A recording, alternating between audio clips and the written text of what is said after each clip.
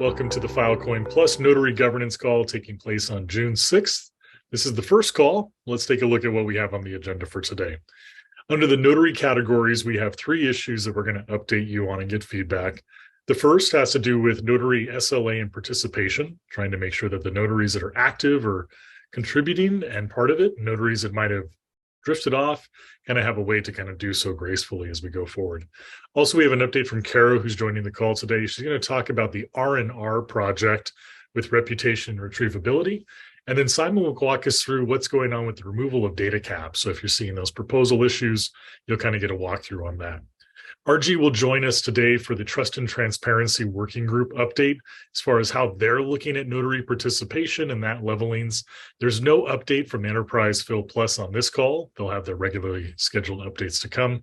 On the proposals, we have two that are currently in flight with one update on the idea sprint. So what's going on with the minimum account age in Github, a brief walkthrough from Phil on the notary due diligence that we rolled out in the last sprint, getting your feedback, making sure there's no issues, then checking in on what that trustless notary system looks like.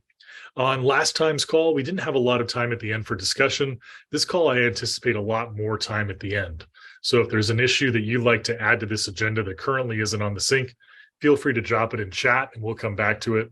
Or at the end of the call, we'll save time for the discussion section for anything that's on your mind. With that, friendly reminder, if you're watching this or if you're just joining for the first time, this call takes place every 2 weeks. The next call will be on June 6th. So, excuse me, today's call is June 6th. Next call is June 20th. Feel free to add this to your meeting calendars. The link's in the slide deck. And we post this slide deck in the Phil Plus public channel inside of Slack.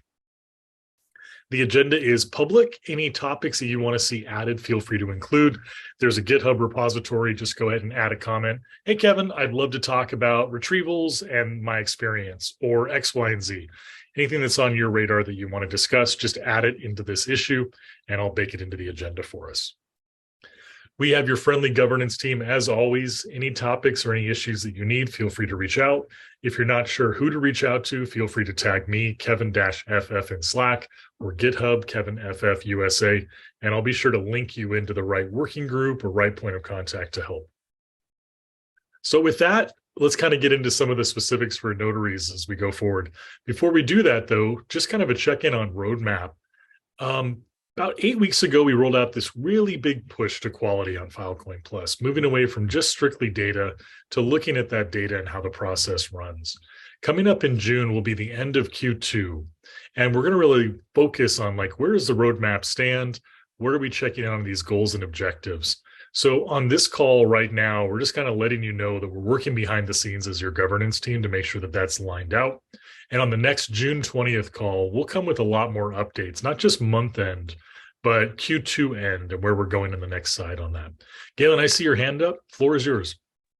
Yeah, I just had a quick question. While we have something like 20 of our participants here, we posted a roadmap publicly. We added some detailed roadmap information on the philplus.storage site.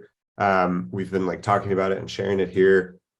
Is that helpful? Is the roadmap landing? Is it detailed enough? Are there specific places that you like? If anyone has like feedback on the roadmap, we have put a lot of time into it to try and have, you know, we have blog posts about it. We've got like a couple different levels, and we are trying to make this reach the community and, you know, get to the notaries with the amount of information that works for them, get to the general public with the amount of information that works for them.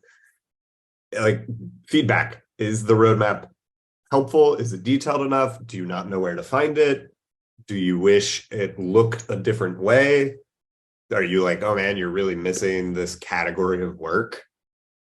Any information on the roadmap would be helpful as we think about this kind of big revision. I'll pause here, Kara. Uncomfortable pause. All right, Danny, jumping in. You can rely on me. So I would say I really like the blog posts. The blog posts have been super useful in getting an overview and an oversight. Where is the actual roadmap? This is just my ignorance, but like, is there a page or somewhere that we can go to the sort of like the stepping off ground for everything else. And maybe we can put it into the chat too. Yeah, so there are two. So there's one on the filplus.storage site, and then there's another one which I will grab the link to as well.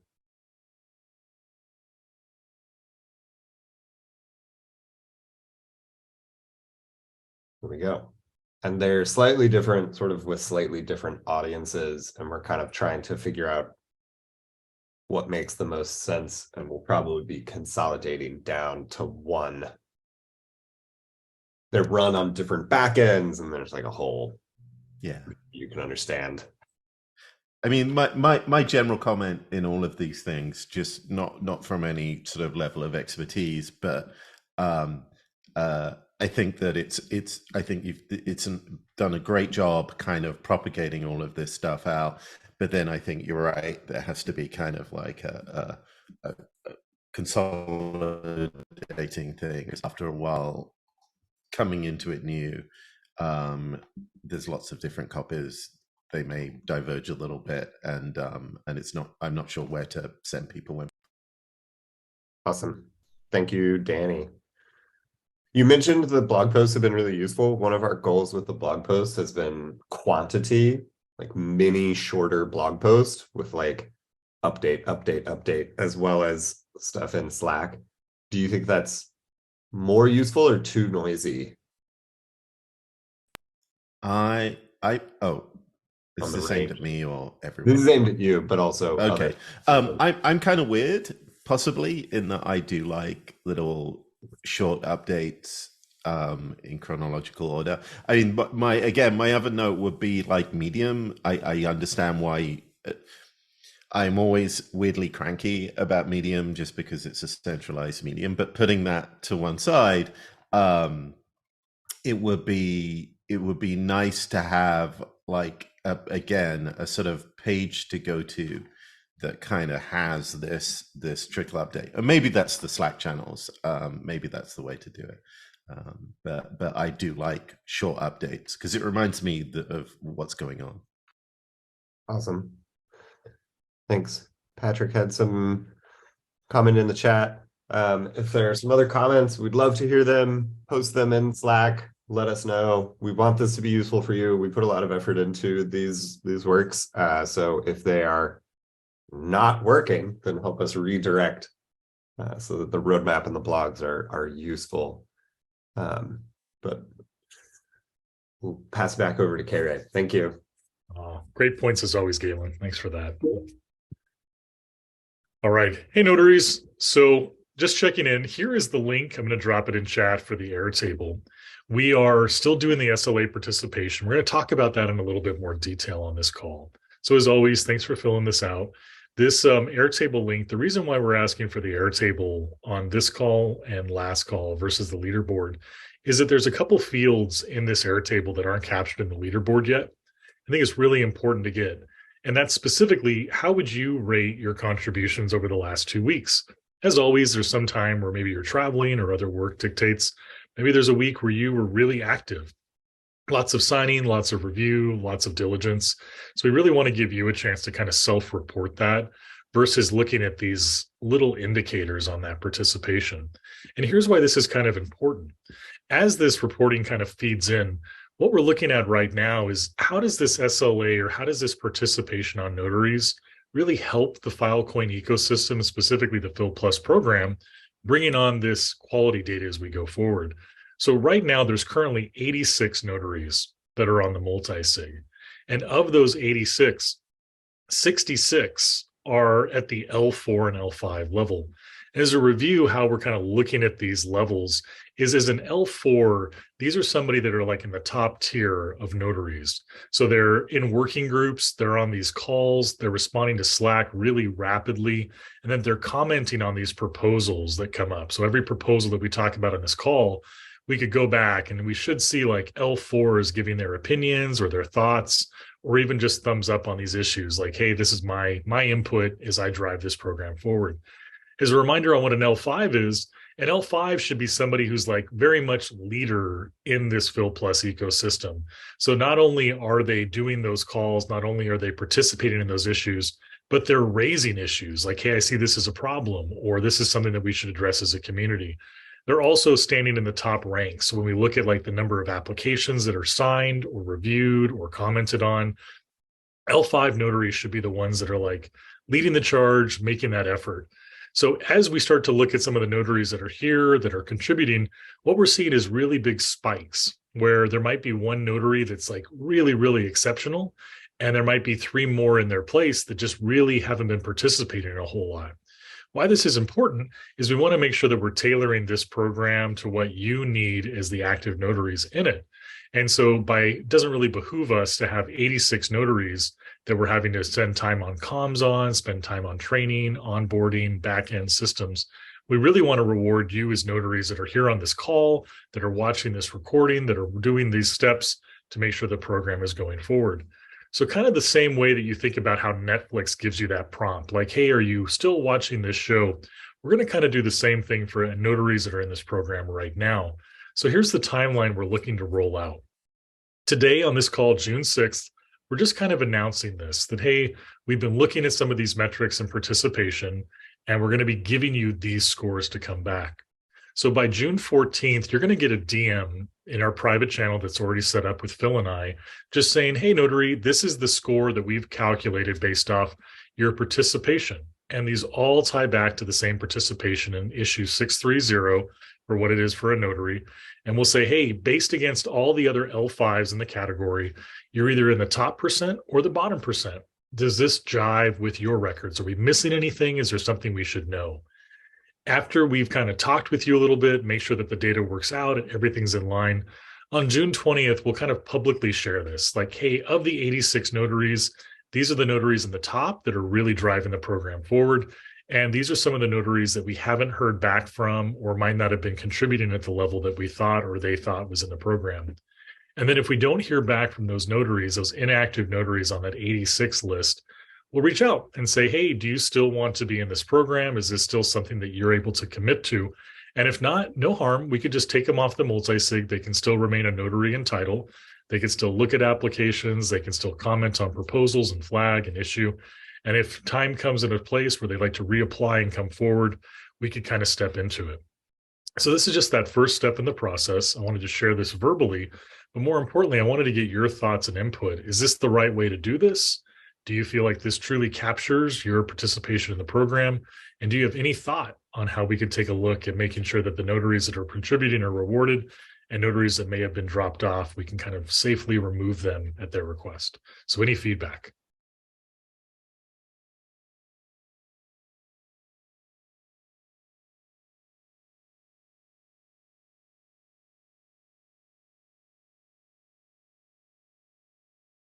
I'd like to open it up if there's no community feedback. Galen, Deep, RG, KZ, I know that we had a lot of talks on this. I'm curious if you had any additional thoughts or comments you want to add from your unique perspectives in the program. Yeah. When I joined, we had like 12 notaries. And then we did an election and it doubled. And then we did an election and it doubled. And then we did an election and it doubled. We have tried to keep up. We have tried to continue to scale the tooling, to scale accountability, to scale the process for the election cycle. You know, some of you guys have been notaries since the beginning and you've seen it. Sometimes the elections go quickly and smoothly. Sometimes they take forever. There's just a ton of work on the back end. And, you know, our metrics, if it says we've got 80 notaries, but only 40 or 60 of them are active and actively signing, something's not working, right? And so our goal here is to say, maybe these organizations are just not interested anymore, not active. We have tried to reach out to them. It's not working.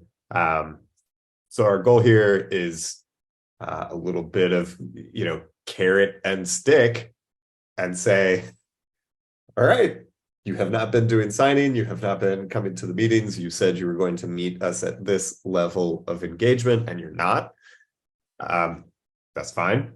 Not a judgment, but then you won't be able to still be a notary. This will just help us keep our process a little bit tighter. It helps keep our metrics cleaner. It helps keep, we're better able to reward and communicate with the notaries that are performing at the level they said they would. So as K-Ray said, our goal here is give people notice that they are not meeting the level they told us they would of participation and engagement.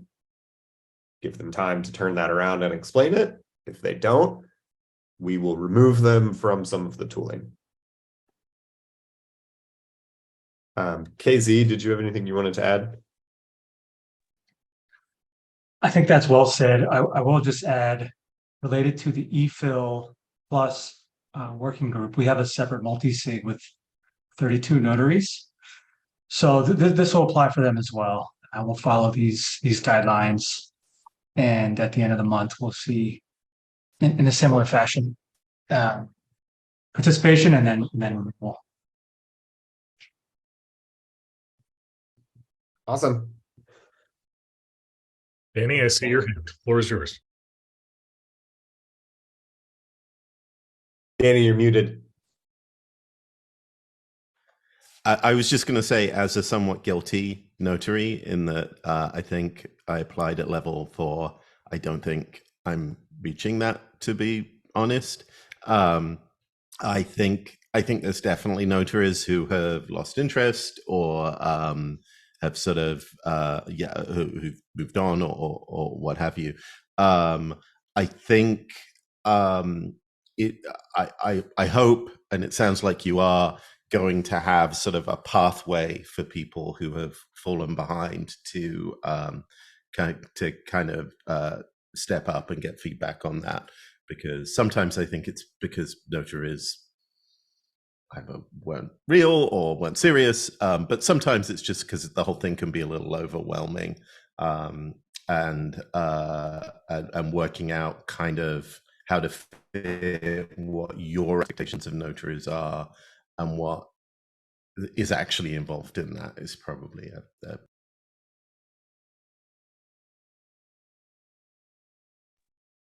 Well said. Thank you for that. And yeah, big +1. I realize, and everyone else realizes on this call, that notaries thank you as the backbone of this program. It's a volunteer effort.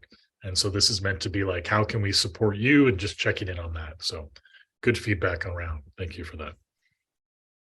We have a guest speaker who's joined the call, and so I'd like to turn over to you. Carol, thanks for joining us. Thanks, K-Ray. Can y'all hear me okay?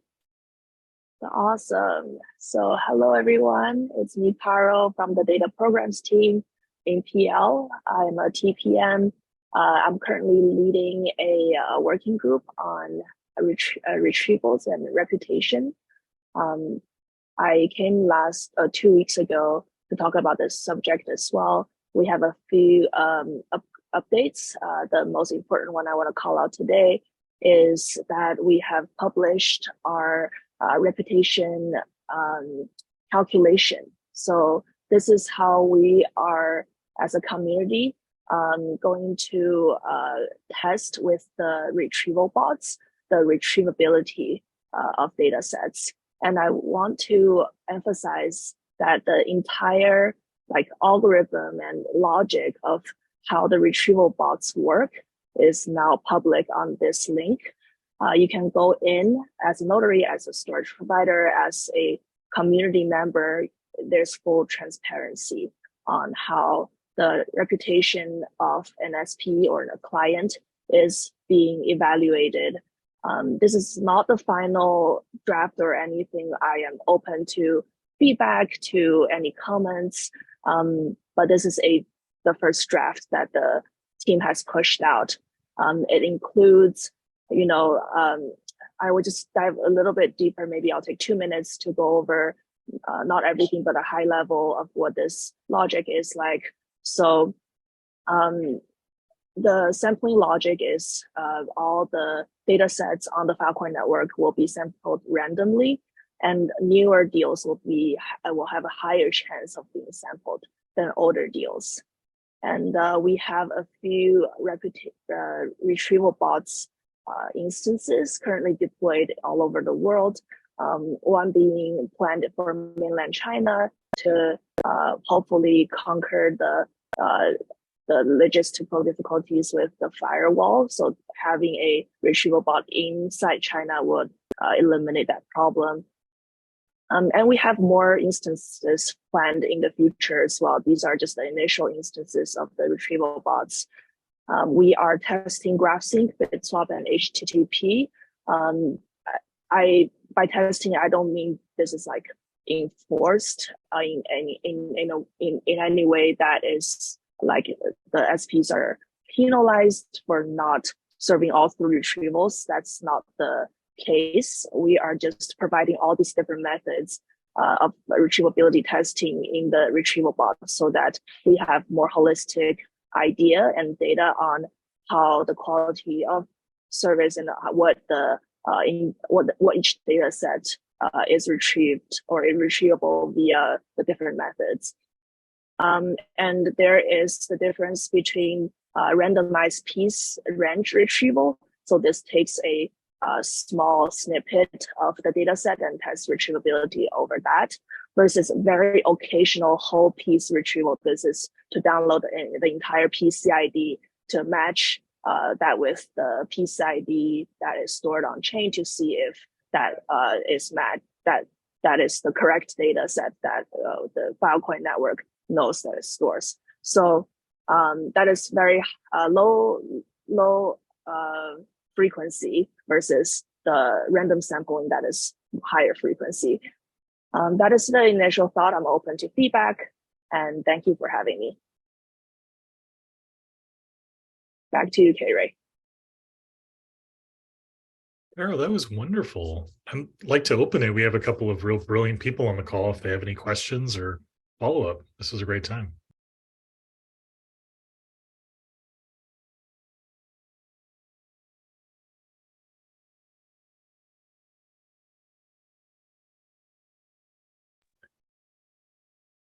Well, Carol, I'll hit you with one more. If we wanted to know more about this, is there like a Slack or a repository, or where's the best place to stay current as this updates?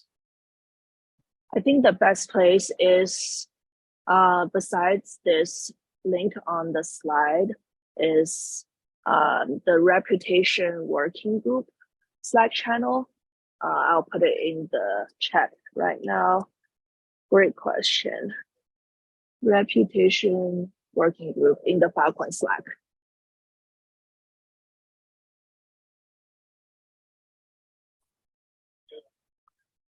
Wonderful as always. Well, thank you so much for joining us and sharing that. Looking forward to seeing this come. I know that a lot of people in the community are really keen for this retrievability to come off. So thank you again.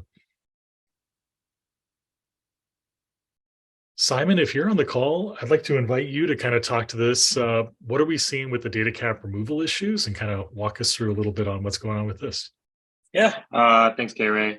Hi, everyone. Just to give a quick update on the DataCap removal feature and where we are with it. We're currently working on the original workflow with an external team to make sure the Filecoin Ledger app will work. And in the meantime, on our end, we are currently working on implementing a web app for notaries to use.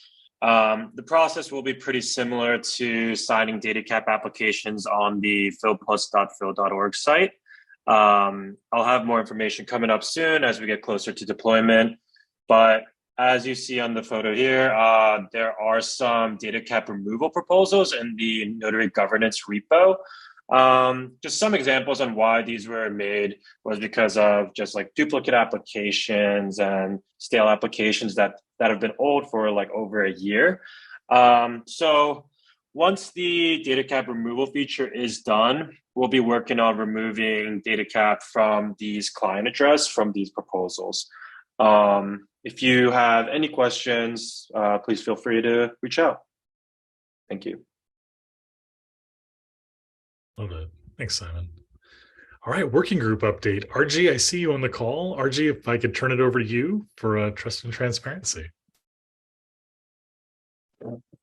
Yeah, thanks so much for that, Gary. So I think the main thing that I wanted to flag. I think Kerry presented on this, that we are looking to remove, non-performing notaries. I think right now we'll, of course, be collaborating on this. So I think the main reason we'll be removing the notaries is because of SLA engagement and the performance on what they've mentioned in their notary applications. But then there might be instances where if we find specific abuse cases, which are now being tracked on the TNT dispute tracker, as well as in the Fil Plus Trust Working Group channel, we might also be taking action against them. So just wanted to flag that. So if you're a notary who might have concerns regarding that, please reach out to me or Kire regarding this. Also wanted to talk about the dispute resolution process right now. Most of the disputes are being resolved within a 2-week time frame, and each dispute that is resolved has a comment and regarding how was the resolution made and what was the outcome. So if you do not agree with the resolution or the process, you can also reach out to me. And then I think in the next 2 weeks, 2 major kind of tooling and updates that we'll be launching is the V1 of the Trust dashboard, as well as the revamped UI for the Watch dashboard, which currently is live, which is the starboard dashboard that I've shared previously. And I'm happy to share those in the Trust and Transparency Working Group channel after this. But yeah, those were the major updates from my front.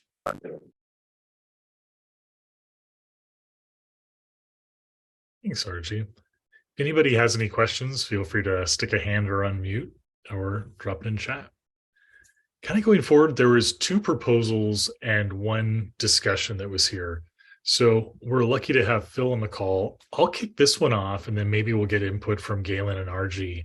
So essentially, this was filed from the community. And what this is talking about is, should there be a minimum requirement for the GitHub accounts that are commenting or requesting data? And I think where this is coming from is sometimes we see it in 2 parts. One is where a brand new GitHub account will spin up and request an LDN application, and there's not a lot of reputation that can be done on the part of Diligence on their community proposals. And the second part of this is sometimes we see, just like in Slack, there might be a comment made from a new GitHub proposal that's only been around for a day or 2. So how do you kind of restrict that behavior so it's not spamming, leaving comments that are really unhelpful, or filing applications and just going away, and really relying on the reputation element of what we're looking for in this program? So there's a couple of thoughts. I'll kick it off, and then I'm really curious to hear your thoughts and the governance team as they look at it. It's that we're really mindful about setting up barriers that might sound good in theory, but then create more limfax or more traffic jams in the system. And having a requirement on the GitHub page sounds great. Maybe it would limit a small amount of that spam, a small amount of that duplication, but it might actually prevent an application from coming through and an unintended consequences. I think one of the ways that we can discuss this and look at it, not just from the governance, from the community as well, is if we are seeing spam or we are seeing comments that are coming from these, can we have some quick escalation process, either through myself or the TNT group, where we're deleting those spammy comments or we're moving them from that repo without implying that there needs to be some kind of a block? So I'll turn it over to Galen and RG, who probably have some really good input. Guys, what could you add on this?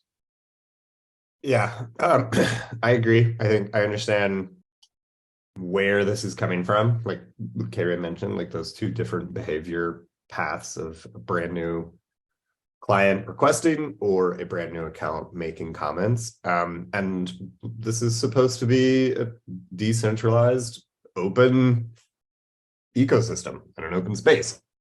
The Filecoin Plus space is supposed to be built on trust and reputation, but there are lots of ways to gain trust and reputation. And I mean, one of the tools that we have uses a minimum age GitHub account as a metric of trust, and that's the auto verifier built by Glyph. That works for that intended purpose, for what it does. Your GitHub account needs to be a certain age. It checks it. If it is, it gives you DataCap. But I don't think that we should apply that same logic for all of the participation in the program. because I think there's a lot of people that are going to come to this program without a GitHub account previously. GitHub is not the most popular tool for people in different regions, people in different industries, people that are, getting started as a developer. And so if we were to require this in order for someone to create a application for DataCap, I think that we're going to undercut a swath of the population that could be interested in participating. And I think what that's going to do is it's going to lead to more and more of these instances where someone becomes a DataCap broker, right? They say, I'll let you use my GitHub credentials, or I'll apply for DataCap for you, or something like that, right? And then we start to see just another attack vector. And I think that all of these kinds of decisions of how do we gain trust, how do we gain reputation, how do we investigate who a person is, create this kind of like whack-a-mole where if we shut off one behavior path, that people will find a workaround, right? And so in this instance, if we say, okay, well, you have to have an old enough GitHub account in order to apply, what does that really get us? How much does that really change? I think that where we really would rather push people is that for a person applying for DataCap as a client, the age of their GitHub account, their previous activity is an indicator of trust. And if their account is brand new, that means that a notary should look at it with greater scrutiny. But it doesn't mean that they should say, oh, your account's brand new, therefore you can't have DataCap. Because their account might be brand new, and then they can't use the auto verifier, and then they want to get a small tranche of DataCap to go apply. This is, again, a place where we have really been focusing on the large data sets, and we've kind of deprioritized, and I think we're missing out on some of the direct allocation pathways where that could be a place where one notary could jump in and say, here's 10 TIBs of DataCap. You're a brand new account. We're not willing to give you a large data set pathway yet. Like, go, here's a small amount, go get started, go do something, build trust and reputation.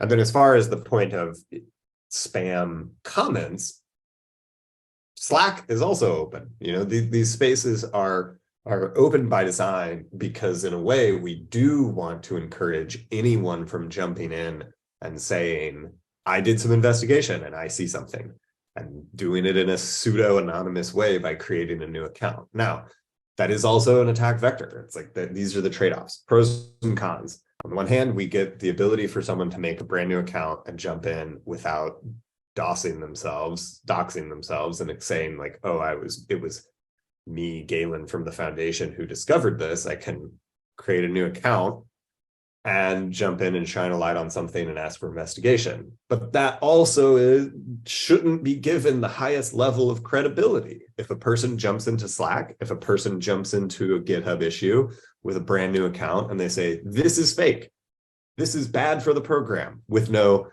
evidence, no justification, like, yeah, that feels like noise.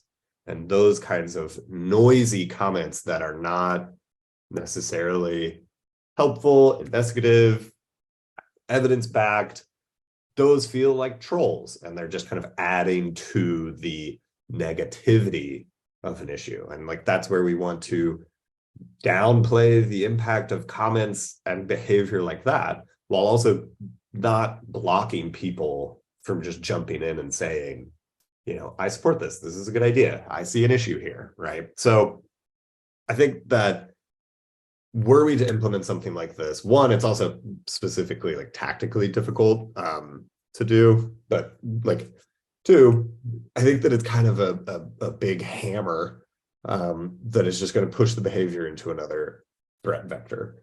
And three, I think that it goes like counter to our like philosophical principles of being an open, decentralized community space. So those are my points. Danny? Yep, I agree with a lot of that. I just sort of add that this is, I think it's worth clarifying that this is not a issue about getting DataCap so much as the spam problems of people trying to get it. I think the KYC that follows on after this is kind of our actual sort of front against this stuff. I think this is just, as Galen said, just sort of makes the experience kind of unpleasant and takes up a lot of unnecessary time.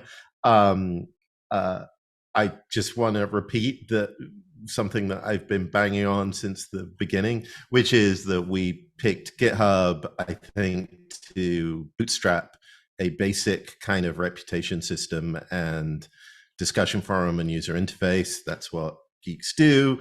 They reach out and grab that. I don't think we can depend. I think that there's some variance between what GitHub's objectives as a forum and a code management system do and our objectives. We've hit the reverse of this in the past, I think, where GitHub's anti-spam systems have actually gone after accounts that are kind of doing legitimate practice in our space, right? But because they're only interacting with our system, GitHub thinks that they're spam. And I'd also kind of note that, I mean, we're having kind of a philosophical discussion here, but the really easy thing is does this generate a lot of false positives? Does it generate, how much sort of false negatives does it generate? And I think this is just something where it's going to generate a lot of false positives, because a huge chunk of the legitimate applications that I've seen are also super early accounts, because people get accounts to get DataCap. That's it. Thanks for that, Danny. We also have a hand. Kobe, floor is yours. Yeah, I just want to add something. So yeah, I agree with most of the things that Gavin said, and also like based on my previous experience with some application, especially application from some larger companies. So their tech guys will not like to directly responsible for all these applications.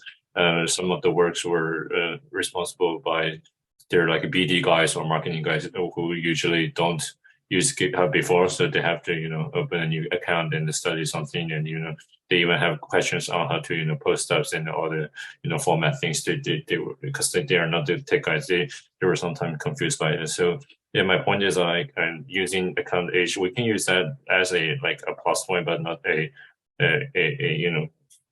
standard to know and these people to having application right there.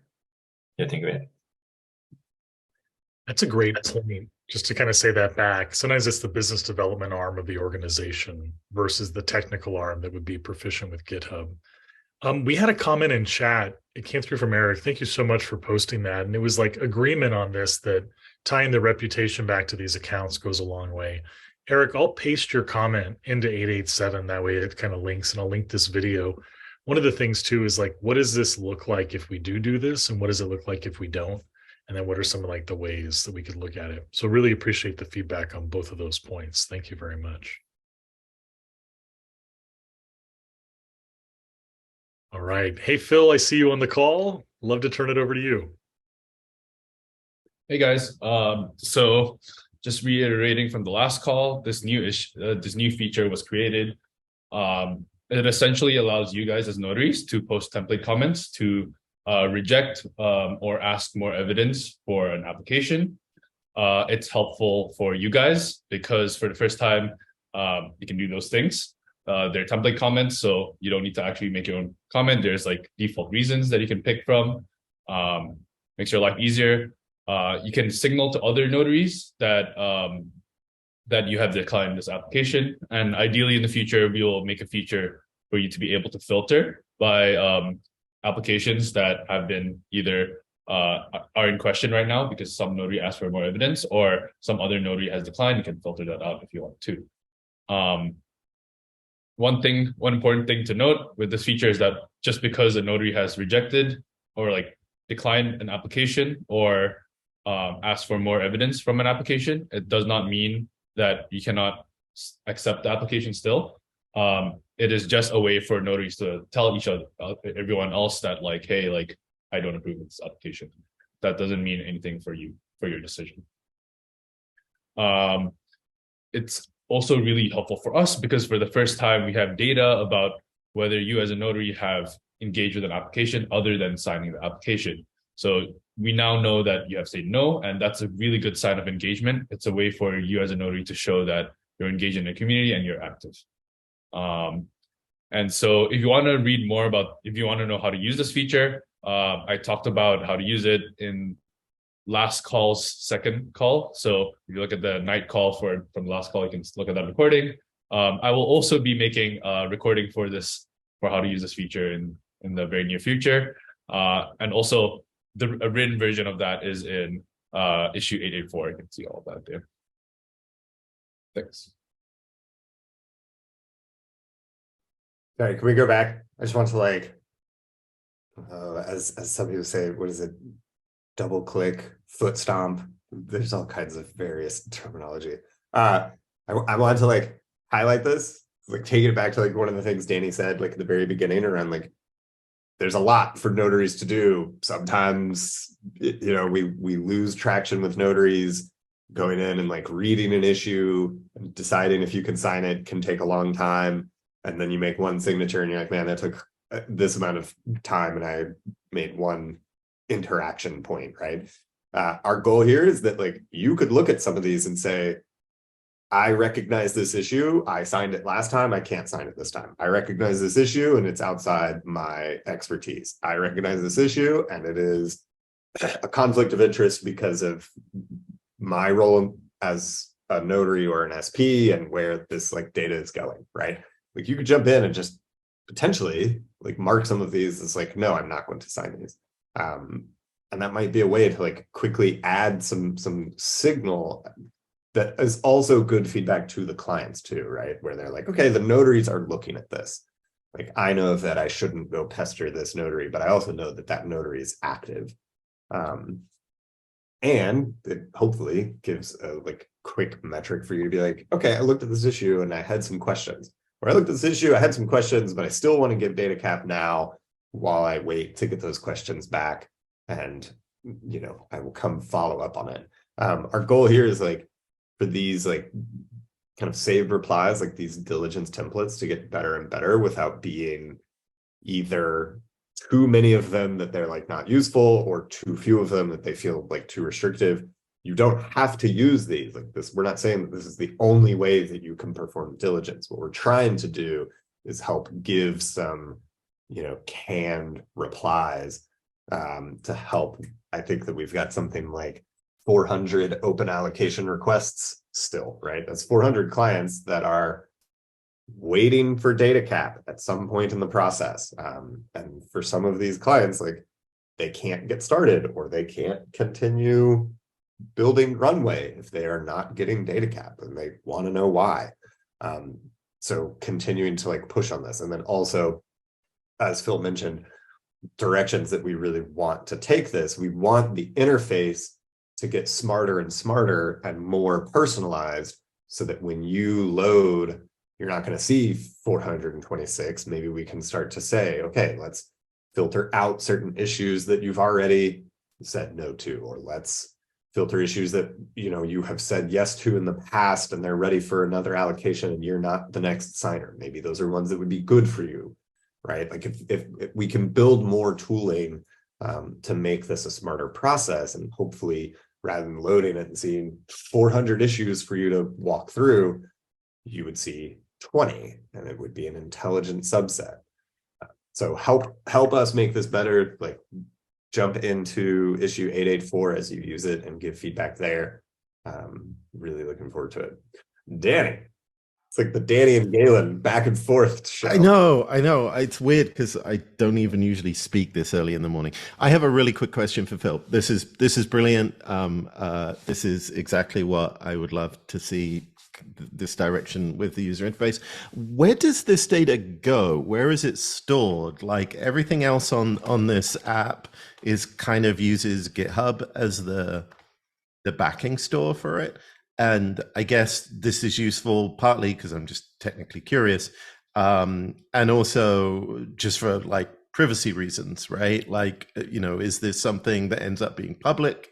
Is it something that's just stored on my machine? Great point. So we are actually storing this. We're not really storing this, but the data, we're tracking it through something called Sentry. So Sentry is an API or a library that we can use to basically track different events that are emitted from a website. So we will say, like, whenever you do this, you'll say Notary X declined application Y, number Y. And then that's the only thing we log into the Sentry. We plan to publish this on this page right here. This I haven't released yet. It's still in iteration phase, but there's this thing here. I don't know if this works for you. You can check it out. I put it in the chat. It's our metrics page. It shows us all the tooling metrics about like how many people propose, how many people approve, and then like the failure rate also there, as well as like how many GitHub logins there are and Ledger logins there are on the website too for the tooling. So it's kind of like a meta like tracking of this tooling. So so my visualization of the walkthrough is that I make these little notes, and then I get to look at those notes in the future. Is it just sort of a log that you're seeing, but I don't get to? I see. Yeah, so that isn't exactly recorded anywhere except for GitHub. So kind of like when you make these template replies, when you reply to them, it's just a comment on GitHub. All it is okay. A comment on GitHub and a label change, right? Okay. There are a bit of mechanics on label change. So like if you do, for example, ask for more evidence, it'll change the label to waiting for client reply. And whenever the client, which is the user that created the issue, whenever the client replies, it will add a notification on the tooling that says that this application has like 5 replies from the client, waiting for Notary to check it out. Mm-hmm. That's the only thing. So I do know from sort of previous experience that actually there's a really interesting page about Wikipedia here, which is a little different, but maybe applicable, which is when you get a lot of bot interactions. So from the point of view of the applicant, what you would see here is kind of a template posting. And that can potentially be from a UX point of view frustrating, because of course what happens is you click on something like this, you say, okay, I'm rejecting it because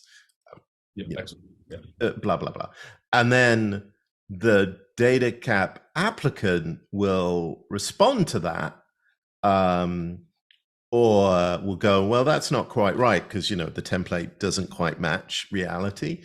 And you end up in this situation where the conversation from this point of view is ended, right? Like we've noted this and moved on. And so that kind of interaction between humans and bots that are kind of acting on behalf of humans is something that actually in Wikipedia was one of the things that led to a real spike in people not liking editing Wikipedia. So I think we should maybe think of the challenges of that. Yeah. That was I think like we're okay with like a problem, for example, is like people spamming this, right? And we trust the Notary user base enough, and I think it's small enough that won't happen. And two, I think, for example, the thing about the decline, and like you say from our side, it looks like it ends the conversation. Yeah, that was a tough design decision on our part. That's why we made it such that like a decline is not permanent. All it is, it's a label change. The feature to filter through declines is like is not even created yet. So then like, right, like all it is now, it's just an added label on the application. That just says one notary has declined this. Okay. Yeah. From your perspective, it could be like if you want to ignore declined applications, you could, but some notaries might want to like check out right? It's just a way for like signaling the filter. Yeah, I think this is less from the notary point of view, and I think you're right. You know, you can trust notaries, but or we have a enforcement system. But I'm just sort of putting a little tag here that it may end up being frustrating for DataCap applicants to see. There's a usability thing on that side too. If they're seeing a lot of like decline, then that may throw them. But yeah, anyway. I think it's a good flag. I think one of the things is the comment is from the notary's GitHub account, like via the bot, but it would say like Danny OB left this comment, and it would be a template. It would be, you know, like you could tell that it was a template. So I think that's very accurate, and it could, if like 5 notaries jumped in and left templates, the client could come back to their issue and see, you know, 5 comment notaries. And then because of issues don't thread comments the way that discussions do, it'd be hard to then like reply to them. So I think this is like a really good point, and also where we're starting to like hit limitations of using GitHub. I also think that like future state where we want to get with the tooling is as we make the transition to PRs and JSONs, one PR would be opened for one allocation, not one PR for one sort of client project. And so when a notary jumps in, they would see that, you know, PR request with those details and be able to like add comments, but it would just be for that one PR at that time. And then to see historical ones, they could like load others. And ideally, we would be making front-facing tooling that is just working on the backbone of the PR and the comments, and not, people wouldn't actually be going directly to GitHub. Neither the client. I mean, this is an impedance mismatch between what we want and the capabilities of GitHub issues. I mean, there's a complicated, not a complicated hack, but there's a more, we might want to think about if there is a longer term for sort of pressing all of this stuff over GitHub to compress this.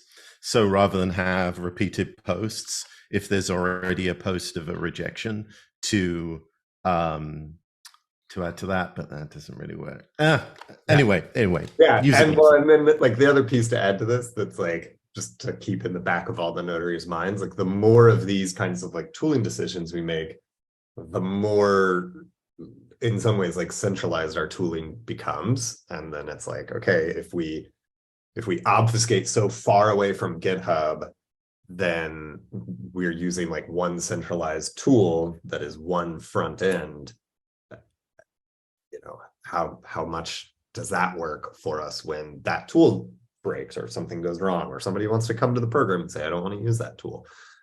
So we all just have to like walk this fine line of like, we have chosen a certain amount of this to happen on GitHub, and a certain amount of it needs to like remain on GitHub so that it is open and transparent and audible, and anybody could build a front-end tool on top of it. So somebody showed up in the community and they're like, I built you a better front-end notary registry, and here's how it uses save replies, and here's how it queries open issues, and here's how it makes comments, right? Like it's totally possible that we would support both of those tooling interfaces, and maybe they work for different types of notaries or different types of clients. But anyway, I think we only have 4 minutes left. We have another slide topic. Sorry. Yeah. So very quickly, this is the next one. It's about trustless notaries. So this recent release of the FBN has given us like a really unique opportunity in the Filecoin Plus team.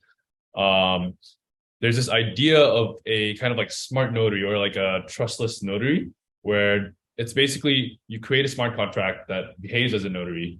It acts as kind of like an auto allocation bot. You can see that, where you ask it for DataCap, it checks some requirements that is written clearly and transparently on this smart contract, and then it will issue the DataCap automatically. Obviously, like these clear rules on the smart contract will be based off will use data from like off-chain stuff like CID checker, retrievability bot, yada yada yada. And then also like it will only be updated or changed based on like proper governance processes. So that's the idea. There's this idea of a trustless notary. It's been brought up many times, even before FVM came out, even when at the very beginning of Phil Plus 2. And it's been brought up in multiple discussion topics. Going forward, we think as Phil Plus scales, like this is worth the resources. And so in order to support this movement, we're kind of creating this ideation sprint for the trustless notary design. The idea of this is to kind of aggregate all the different proposals and possibilities, ways to implement this smart trustless notary, and then take the best ones and kind of refine them, figure out how we can support them, try to hire auditing companies, try to hire external or internal engineers that would build this, and then focus on those ideas. Because right now, like I think there's been many ideas from many different people from within the team, outside the team too. We just want to aggregate everything and put them in one place so everyone can see the pros and cons and support each other and kind of like debate against each other on what the best design is. Yeah. So this is what it is. You want to find out more about the competition itself, there's this issue on GitHub and how to join. The ideation sprint, I mean. If you want to know more about trustless notaries in general, there's this page where I kind of like take a bunch of these trustless notary ideas, aggregate them, and then kind of establish a general framework or design space for this trustless notary. And yeah, if you have any questions, discussions, or reach out to me or Casey. Wonderful, Phil. Thank you for that. We have 1 minute left on this call. So if there's anything that was top of mind, at least kick it off. Maybe we could follow up with you async or take it over to Slack. All right. Well, with that, thank you so much for coming to this first call of June 6th. The next call is going to happen at 1800 Pacific, 01 UTC. So thank you all for coming. Cheers. Have a great day or night. Big friendly hellos and welcome to the second Notary Governance call of June 6th. Let's take a look at what we have on the agenda for this call. So as always, this call is broken into 4 parts. Part number 1 is issues related to notaries. So we're going to go over some updates on the SLA, kind of check in on what we're seeing as far as notary participation so far, specifically give some numbers on L4 and L5s and kind of what that means for notaries participating in the program. Then we're having an update on DataCap removal. I'll speak to that on how that process is going, kind of keep you updated on what that looks like. We have a special speaker joining the call too. Caro from Protocol Labs will join us. She'll be around the 30-minute mark, so I'm going to shift her reputation retrievability a little bit later in the call. After that, RG will walk us through some updates on trust and transparency, what's going on with the dispute resolution trackers, updates on that side of the house. And then for proposals, there's currently 3 open issues. So making sure that those issues are on your radar, giving you a chance for comments or discussions, as well as new discussions around what does a trustless notary system look like. There's going to be plenty of time at the end of the call for any comments or discussions or new issues. So if there is something you want to dig into more detail, feel free to shoot a hand up as we go, comment in chat, or wait to the end of this call for any open issues that you want to bring up. As always, this call happens every 2 weeks. There's 2 calls. This is the June 6th. The next call will take place on June 20th. If you haven't done so, you can add this to your shared calendar. And if you want to put anything on the agenda, we'll make an issue every 2 weeks in the GitHub repo. If you want to see a topic added, a proposal, a discussion, really anything that's on your mind, just feel free to add a comment into this issue. Kevin, I wish we could talk about, and I'll bake it into the agenda on your behalf. So with that, friendly hello from the governance team. The 8 of us make up any kind of support structure that you need, everything from notary tooling to help with an application or what's taking place. If you're unsure who to reach out to, always feel free to ping me on Slack. It can be Kevin-FF or in GitHub, Kevin-FF-USA, and I can always route you to the best point of contact to get you the support that you need. Friendly update on the roadmap. So you might have seen that in Slack and then in Medium articles, we've really been pushing hard to keep you abreast of what's being worked on right now. as well as what's coming down the pipe. So now it's June 6th. The next call will take place on June 20th. And that kind of lines up with the end of quarter. So on the next call, we're going to dedicate a lot of time to walking you through current updates on the roadmap, making sure that you're aware as notaries and community and storage providers on what's coming next in the future for Q3, and making sure that you're just fully aware of everything that's taking place. So if you have any questions about the roadmap, we'll be able for you to share it, and you'll see more updates on that come as we go forward. Now, notary issues. Big friendly hello to you notaries on the call. First thing is the Airtable form. I'm just going to drop that in chat right there. We're using the Airtable versus the leaderboard for the foreseeable future, probably the next 1 or 2 calls. It's because as you'll take a look on this Airtable, it allows you to self-register how many hours you want to report for yourself. So if I click this link here, I just dropped the Zoom link. My apologies. Let me get you the right link here. The tricky.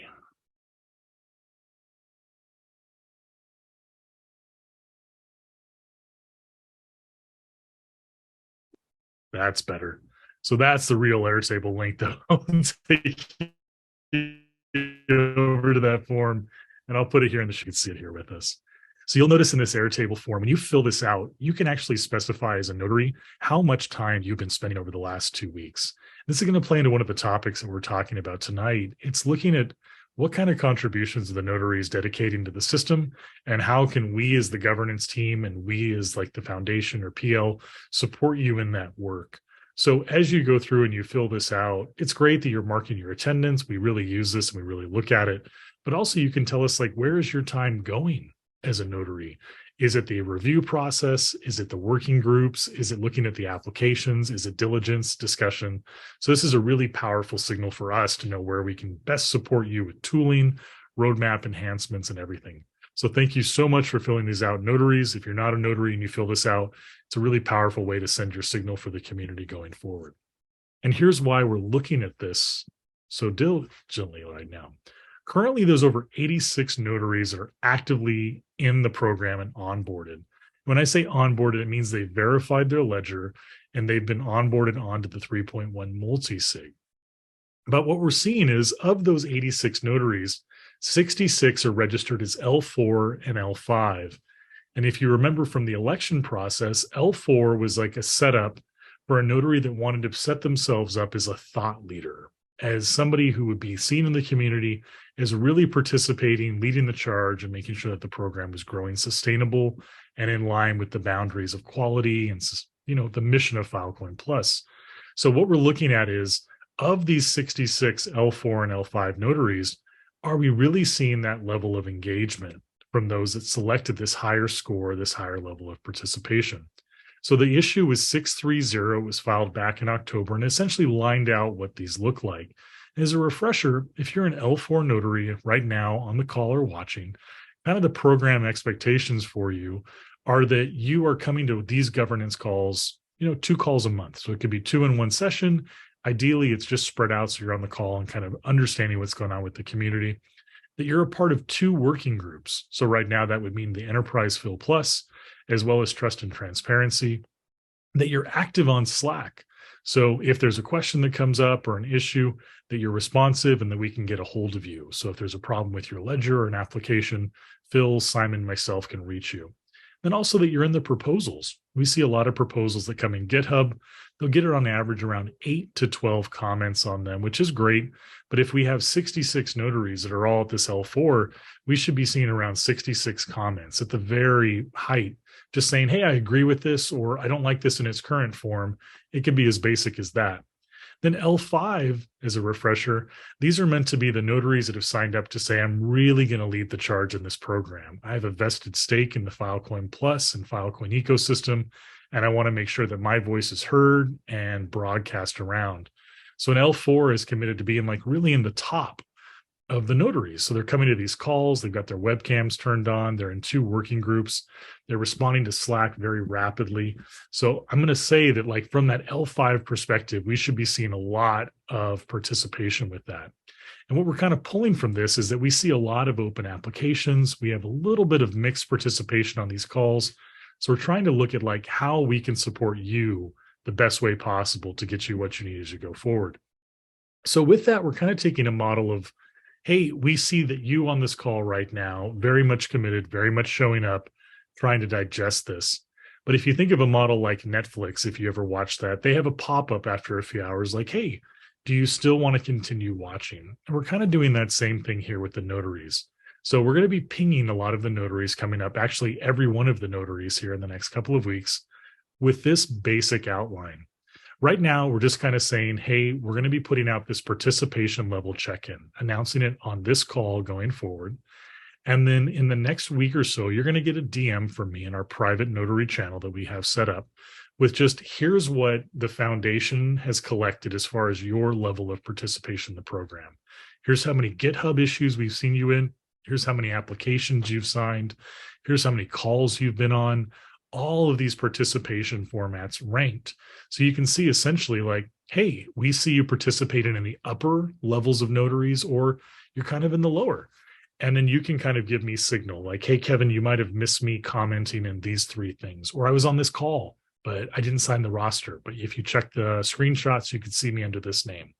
So we'll work with you one-on-one to make sure that we've got a really accurate picture of what you've been doing with the program. And then on June 20th, after about 2 weeks, we make sure that the data is all correct. We'll just release this publicly. So just like the leaderboard, everyone can see everyone else's reputation score, who wants to participate. And we'll ask very clearly some of the lower ranking notaries in the L4, L5, is this a good fit? Is this what you expected it to be? Is there a change that you would need to see to make this more in line with your level of participation? Can we do anything to help you with this? And if there's unresponsive notaries or it's not a good fit to be in this higher level, we can reduce that scope. And really the goal is that we just have a highly functional team of notaries and that we can really focus on giving you the best experience as you're working. So that way, if we do have some outlier notaries that might not come around but need a lot of extra time when they do, we could figure out what that is or see if it's a good fit for them.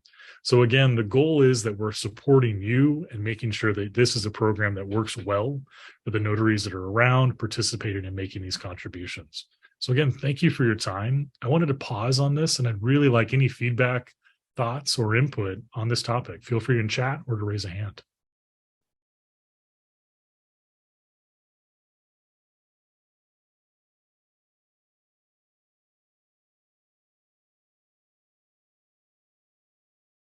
Young, the floor is yours. Okay, I have a question.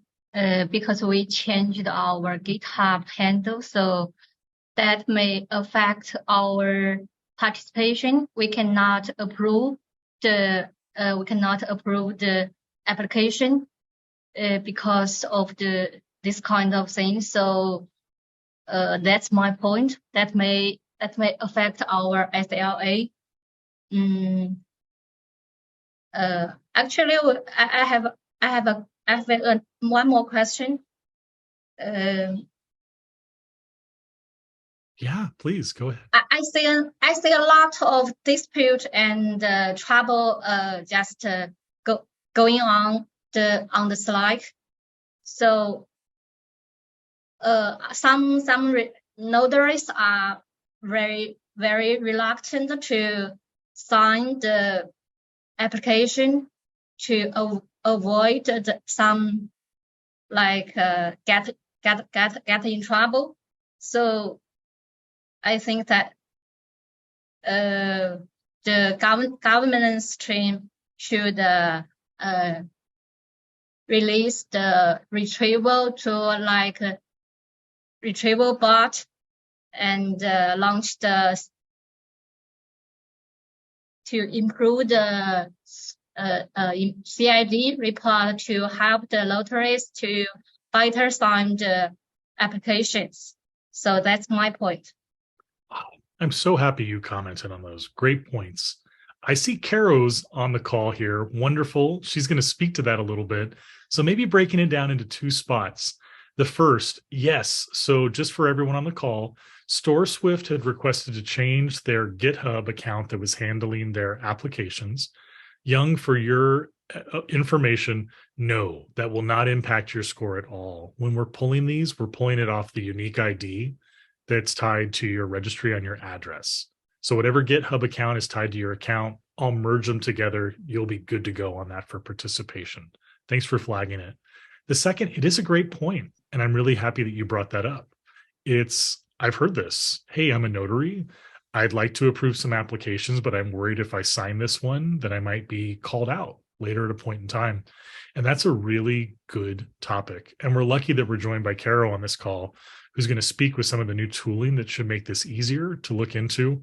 But I think this comes down to, if you do your diligence, meaning that you ask appropriate questions, that you do it in a transparent way, and that you use the tooling available, I think that is a very good shield. Should it come back in a day, a week, or a month later that, hey, this might not be the best of applications, if you follow the diligence plan from your application and you put it in public, I think that that is a very good way to shield yourself from some of those concerns. And if you're ever curious about this, or you want to spend more time, myself, Simon, Phil, RG, all of us would be more than happy to sync with you, either in writing on Slack, in one of the calls, or to get in more detail if you're ever curious about an application and you want to discuss it more. But thank you so much. Really good points. I appreciate that.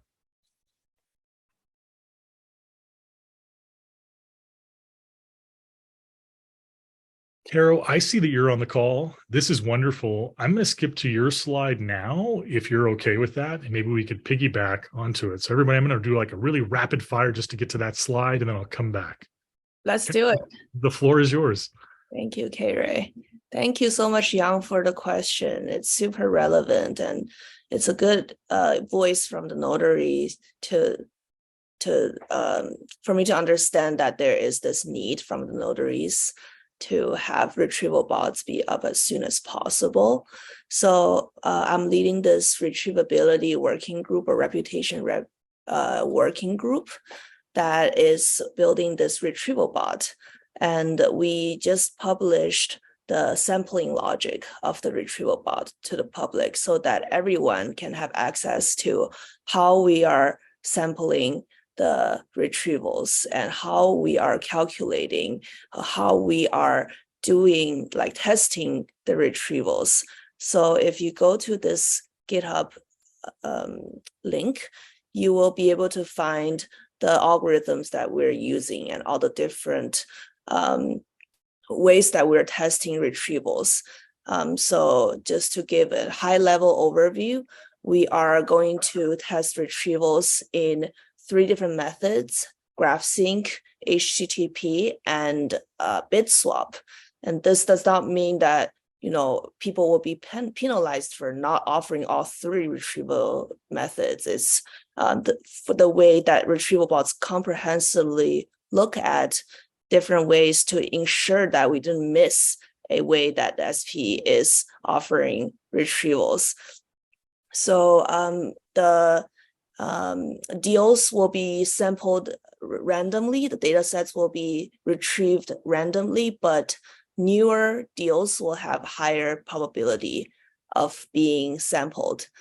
And there is going to be piece range retrieval, so we get a snippet of the data set and test the CID to see if it's retrievable. And there's very occasional whole piece retrievals to see that the entire piece CID matches what is stored on chain.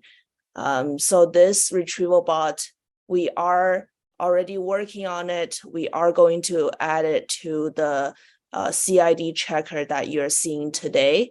Upon DataCap application, a automatic bot runs on GitHub. So this will be added to that. Hopefully this will aid the notary due diligence process.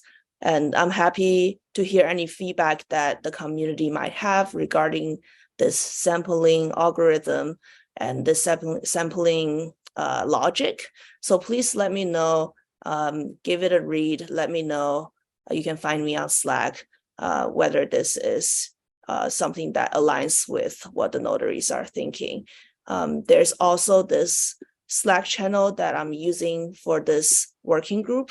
It's called Reputation Working Group.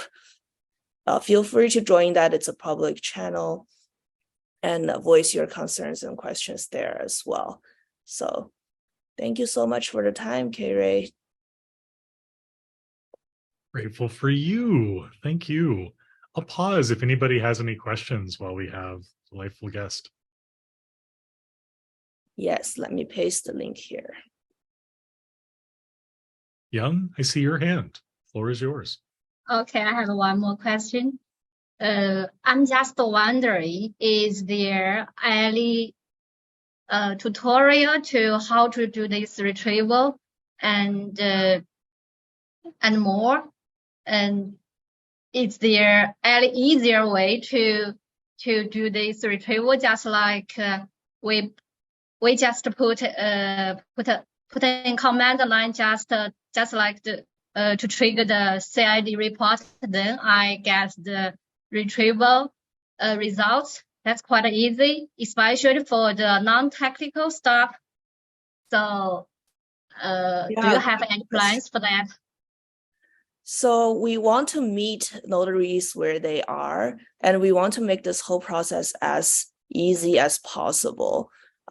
We are not currently building a CLI tool per se, but we are hoping to provide this bot on GitHub so that it automatically runs for the client for looking at the history of this client, whether the data sets they have stored in the past, whether they're retrievable. So that gives us insight into how good a reputation of a client for the notaries to see the client's track record. Hopefully that helps. See that RG also has something in the chat. There is possibility that it will integrate with the CID checker bot.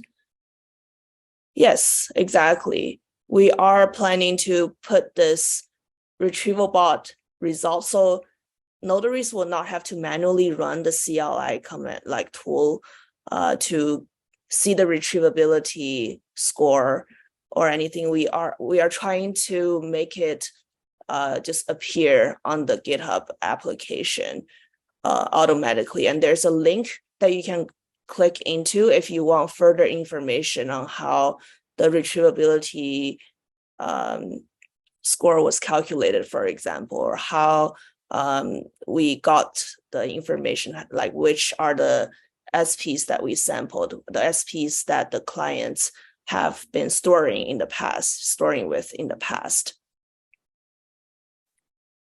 Does that make sense, Yang? Did I answer your question? Yes.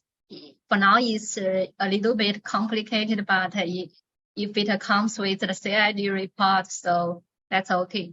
Very glad to hear that. Cool. Yeah, we'll also try to run a few training sessions, once this is live for all notaries. So we'll collaborate and, make sure that notaries are well aware of how the tool is to be used. So. Yeah, good point. That's well said. Kara, when do we expect to see some of these like rollouts or like one of the training sessions? For the training sessions, I'm not too sure. I'm assuming, if people feel like let me take a step back here.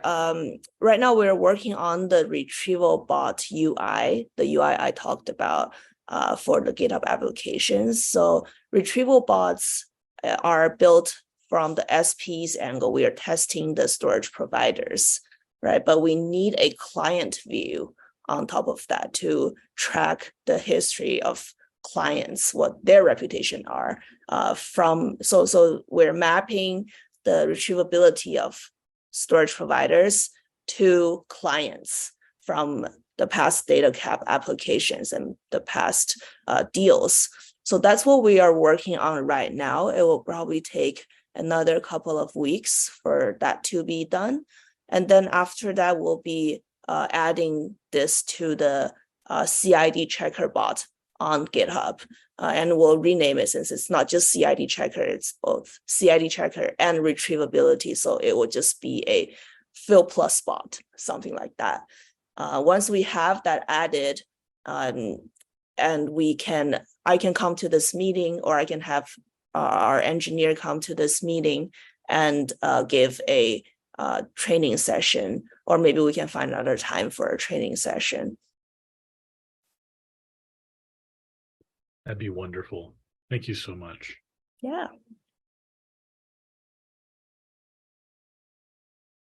Well, seeing no other questions, if anything comes up, please let us know. Carol, as always, thank you again for joining the call and looking forward to this. Looking forward to this a lot. Thank you.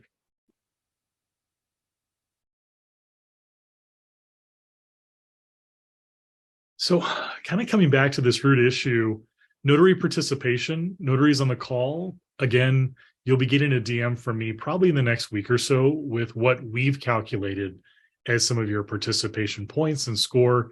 This is meant to be a discussion, not just like a here you go. So when I reach out to you in DMs, please let me know what your thoughts are, what we could do. We're trying to facilitate this in a way to better support you and making sure that this is a good fit and what we could do to help you. So let us know as we go forward. So you might have seen, and I've got this flag come up, there are a lot of removal proposal issues in the notary governance.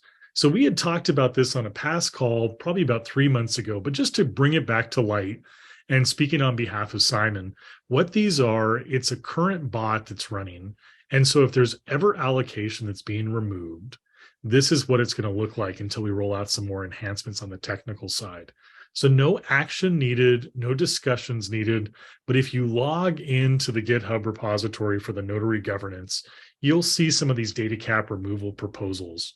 These could be an example like, hey, there was duplicate data that was awarded. This is the process to pull it back. And when you look at any one of these applications, it might have between 1, 2, and 3 comments.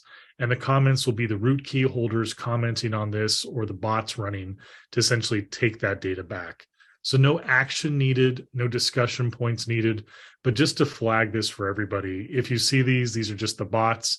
And I think in the coming sprint or two, this is going to be completely removed and no longer showing up as we move forward. But just as a quick heads up, you'll see these when you look in the issues for the next couple of days. So with that, I'm going to turn the floor happily over to RG, who's on the call, to kind of give us a once over the world of what they're doing with the working groups. RG? Thanks so much, Kerry. So I think as Kerry mentioned, that we're doing some analysis on notary SLAs. And so they're collaborating with the Trust and Transparency Working Group as well to gather this list of low performing notaries. And then we will publish a list, I would say, like a subset of the list next week. And then I think the larger list regarding the actual notaries will be removed, will be done based on the timeline that Kerry had mentioned. So just, mentioning that like most of the action would be taken based on the SLA engagement, when there will be cases where if we find kind of trust and transparency concerns regarding notaries, we will also flag those, and those notaries will be part of the list as well. I wanted to flag that most of the disputes are being resolved within a 2-week time period. You can track the dispute, all the disputes in the TNT dispute tracker. I'll just post a link right here for everyone. But and then each dispute, whenever it's resolved, has a comment explaining, specifics regarding the dispute. And so if you disagree with the resolution process, or if you have other concerns regarding a specific dispute, please reach out to me. And we can always look into either opening a new dispute or potentially putting back the dispute in progress if required. Secondly, I think in the next 2 weeks, we are also working on shipping V1 of a trust dashboard.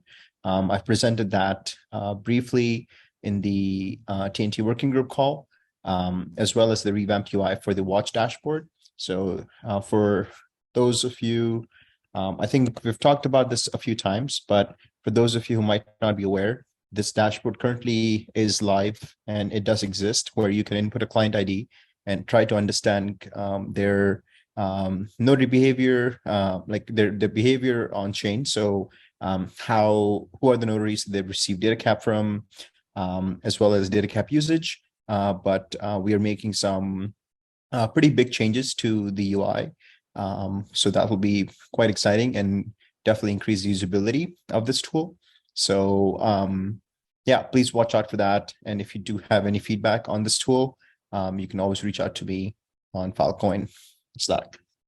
But yeah, those are the main updates on my front, the TNT side.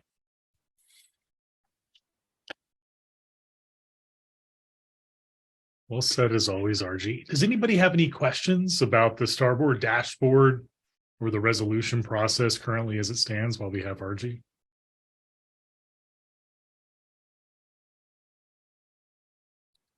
All right, RG, well said, no questions. All right, we have 3 open proposals. Let's take a look at what these are and make sure that these are kind of in line with what you're thinking about. I'll speak to the first one, and I'd really invite anybody on the call to jump in. There was a lot of lively discussion on this in the morning. So this comes in from the community. Thank you so much for filing this and just kind of getting the conversation started, Harrisay. Essentially, 887 is this. Should there be a minimum age for GitHub accounts that are participating in the program? And what this proposal talks about is that there has been a perceived uptick in spam. This could come from spam in applications that have only been around for like 1 or 2 days and now are applying for DataCap, as well as spam in comments. So somebody who's made a GitHub account jumped in and left a comment on an existing proposal or application, and it's not really productive feedback, and it's almost like a form of spam or trolling. So this proposal is, should we set some kind of requirement, whether it's a month, 6 months, or a year before they could take place in the program? So before I kind of say where the conversation went in the morning, I'd be really interested if anybody on the call had thoughts. Would this help? Would it hurt? And what would you think about it?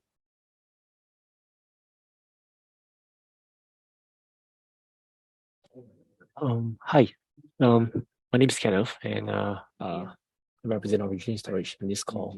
And I guess the thoughts that I have for this minimum account age would be that if we would want to handle the change of GitHub handles, then how will we handle these minimum account age criteria? Yeah, I'd be really keen to get your thoughts. Do you think it's a good idea to require a GitHub account to have X number of days or months before it can comment? Or would you like to keep it open? What's your thoughts? My thoughts are we should keep the minimum account age to be open first, since that there's no disruption or to the minimum account age existingly. I guess although we see some spams in the application file, it might not be related to the minimum account age. And if we do have some data on the minimum account age that we could actually set, then we should consider the minimum account age. Yeah, and if not, I guess allowing the change of GitHub handle to the operational perspective is much more important. Kenneth, that's a great point. If I'm hearing you correctly, your input is to not require the minimum age, but if there was an issue with an application or a comment, that falls into some of the working groups that we have to address it. That's a really astute observation. Does anybody have any other thoughts, either side of the aisle or seconding on that we could kind of take and work with? I think one question that I just had for everyone here is, even if like minimum age is just one of the ways in which we can address the spam accounts, but if there are other suggestions by people to address this, I think that would be great. As well as getting a sense of like how big of a concern this is for the community. I think one of the ways in which we have designed to address this within Filecoin, within the design of Filecoin Plus, is that of course notaries are able to notaries are looking at the LDN application, so they're more than welcome to question that by going to the GitHub account and asking why is the GitHub account new, as well as we have people, like Sunny is coming and other folks doing the due diligence upfront. So I think I'd be curious to know if and why those kind of designs aren't working, and if we do need to take some action against spam accounts. Minimum account age is, like just one suggestion by an active community member. But if people do feel that this is a pressing concern and you do have ideas about it, you can always reach out to me. Yeah.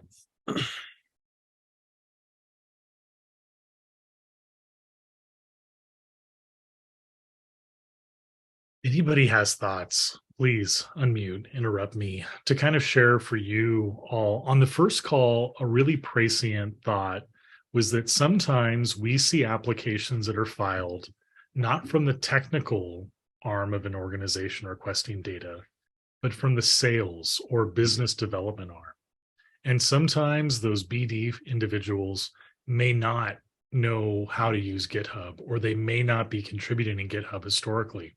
And if we do set a minimum age requirement on a GitHub handle, what we may inadvertently do is prevent some of those business development organizations from being able to jump into the Filecoin ecosystem, which would almost serve as a block. Also, sometimes GitHub has issues. For those of you that have been around to remember, I think it was fall of last year when GitHub purged a lot of the accounts and addresses. There might be a scenario where a well-meaning community member loses their GitHub account, and therefore they would be locked out of participating. So I think those, coupled with some other thoughts, led to this perceived discussion that if we bias towards rules, and if we bias towards locking down and putting a lot of rails, we might have unintended consequences. So with that, this is a really good conversation, and I hope that everybody can comment or leave their thoughts as we go forward on that one. So please let your thoughts be heard. I think we'll leave this open for another sprint or two, then we'll kind of circle back for any final thoughts that you have. Deep, I see you have to drop later, our good friend. All right, Phil, I see you're on the call. Thank you so much. Can you tell us about the Diligence tool? Hello. Yeah, guys. So this is the Notary Due Diligence tool. I announced it in the last governance call. Just wanted to re-announce it here. Essentially, the tool, put very simply, allows you to act on applications. You can post templates with reasons saying why you want to decline an application, or ask for more evidence for an application. It's good for you guys because it makes your life easier. Yeah, you can just like post these template comments if you don't like an application, or want to ask for more evidence. It also allows you to signal to other notaries too. Like you say you don't like this application, you decline it, so other notaries will be able to see that. And for us, it's super helpful because it shows that it's another way for you to show that you're engaged, right? So we can start collecting data on how well engaged you are with the applications. You don't only need to say yes. You can also say no to applications now. Certain things to note are that when you decline an application, it doesn't permanently decline that application. Just because one notary says no doesn't mean that you can accept it another time. All it does is it just adds a label on the application. Later on, we might add a way to filter through all the applications that are not rejected or are not declined. And then, yeah, I think it fixes a lot of things because we've been getting a lot of comments that the registry is very overwhelming. There's a lot of applications and notaries don't know where to start. With this, it will give you guys a starting point, right? Because now notaries, both clients and notaries, will have more transparency and information on the application itself. So yeah, so this is it. If you want to figure out how to use this, please go to issue 884. It has a whole tutorial there. And also soon I'll be releasing a demo tutorial video talking about how to use it too. So stay tuned for that. Oh, Phil, that's wonderful. I could piggyback off that, Phil, notaries that are on the call, this is also a great way for like time in program. We got feedback. Hey, I'm a notary. I'm taking my time. I'm going through these applications. I might invest an hour and I look at a few applications. I don't feel comfortable signing them. And I feel like I'm losing that hour of productivity. What Phil's saying with this rollout is that when you come in here and you look at an application and you decide not to sign it, by filling this out and saying like, hey, this doesn't meet my criteria, or I'm passing for these reasons, this is a really powerful way for you to send signal back to the community as well as governance like, hey, I'm investing time. It's just not signing that application. So great tool, Phil. We're looking forward to this. Thank you for putting that together. Nice. Okay, cool. On to the next topic. So with the launch of the FVM, this brings us a unique opportunity in the Fil Plus community. There's this idea of a trustless notary that's been brought up multiple times before, since actually even before FVM was launched. So this idea is basically now with the advent of smart contracts, you can deploy piece of code, piece of logic onto the FVM, right? And the idea is that we can create kind of an automatic notary such that these transparent rules that take data from CID checker, retrieval bot, and a bunch of other data off chain can be used to make decisions, automatic decisions as a notary. So this trustless notary, you can imagine it as a piece of code. You ask it for DataCap. If you tick all the boxes, the notary would give you an amount of DataCap. And that's the idea. This idea has gained a lot of traction, and we love the idea. We want to start pushing it forward. We think that this is worth the resources. And so we are excited to announce the Notary Ideation Sprint. The idea of this sprint is to collect all the different ideas, because there's just so many, and we have only finite resources. Collect all these ideas, aggregate them, combine them, have people debate which one is a better idea, comment on which ones are the better idea, and then refine the best ideas. And then we can figure out how to get external and internal engineering expertise to like help develop this, right? If you want to find out more about how to join this, there's this ideation sprint information page, which talks about exactly everything here, the timeline, the criteria that we want to see for a trustless notary, as well as a link to a Medium post that talks about what exactly is a trustless notary and how we define it, based on the many ideas we've been getting in the Fil Plus Gov team.